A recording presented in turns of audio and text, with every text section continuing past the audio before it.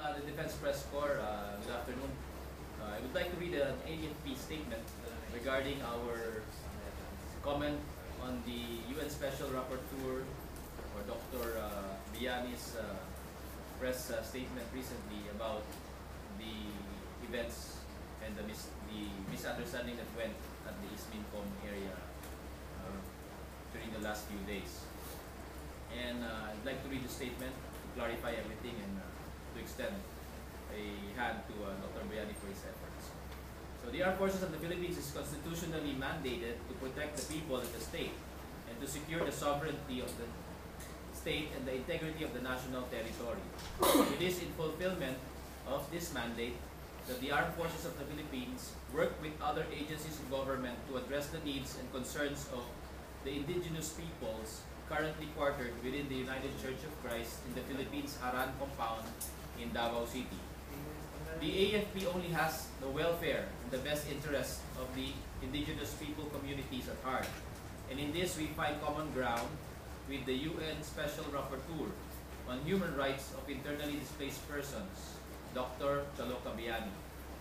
The AFP has taken notice of the recent statements of Dr. Beyani, and we will continue to look into the incident and derive from it valuable lessons in relation to our future collaboration with international organizations. It is unfortunate that a misunderstanding of this nature occurred, one which we wish to avoid in the future. The Chief of Staff, Armed Forces of the Philippines, General Hernando Tiriberi, Armed Forces of the Philippines, has given specific instructions to the Commander of the Eastern Mindanao Command to take appropriate action to address this singular incident. We support the United Nations Special Rapporteur in his advocacy to look into the welfare of internally displaced persons. And we are happy to know that we find common ground with Dr. Beyani regarding the matter.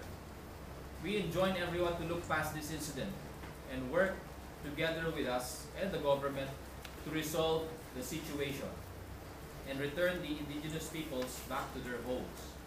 We must remember that there are innocent children, including 4 orphans of Lito Lundia, who are crying for justice for the deaths of their loved ones. Let us be clear that the more than 700 IPs now living for months in squalid conditions within the Haran compound left their homes not because of alleged military abuses, but because of the entry and interference of armed, lawless elements into their communities. Our presence in the IP communities is directly in response to these armed elements, as we cannot stand idly by as the IPs are exploited, radicalized, and recruited to fight against government. We will do our best to secure their communities so that they can return home with guarantees of safety, dignity, and protection, as is their wish and our intent. End of statement. So